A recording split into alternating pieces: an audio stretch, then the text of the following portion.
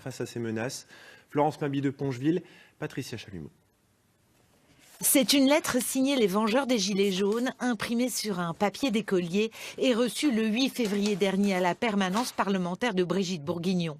Une lettre émaillée de menaces extrêmement violentes à l'encontre de la députée de la majorité présidentielle. Nous allons vous faire subir aussi chacun votre tour, qui une amputation, qui un œil crevé et d'autres sévices que vous approuvez contre les Français.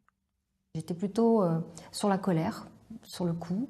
Parce que d'abord c'est glaçant, je pense qu'il y a des gens qui ont oublié aujourd'hui en France que quand on écrit ce genre de choses, c'est un délit. Brigitte Bourguignon a hésité dans un premier temps, mais aujourd'hui, elle a décidé de porter plainte. La députée de la 6e circonscription du Pas-de-Calais souhaite mettre la lumière sur ce qu'elle appelle un climat de terreur à l'encontre de nombreux élus.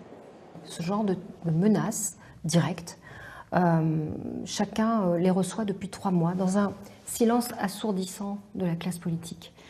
Voilà. Et ça, moi, ce qui me révolte en ce moment, c'est ça, c'est ce silence, cette espèce de silence qui finalement excuserait des exactions de ce genre. Nous ne sommes plus dans des revendications sociales, du pouvoir d'achat, nous sommes dans une remise en question même de notre République, et c'est ça qui me met en colère. Ce n'est pas la première fois que Brigitte Bourguignon reçoit des menaces. En juillet 2017, la présidente de la Commission des affaires sociales les rend publiques. On est alors en plein débat sur la réforme du Code du travail.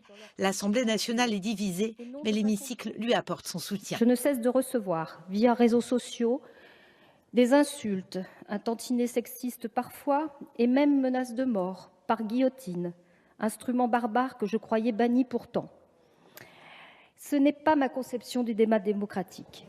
Le préfet du Pas-de-Calais a réagi dès hier soir en condamnant très fermement ces propos et cette atteinte à une élue de la République.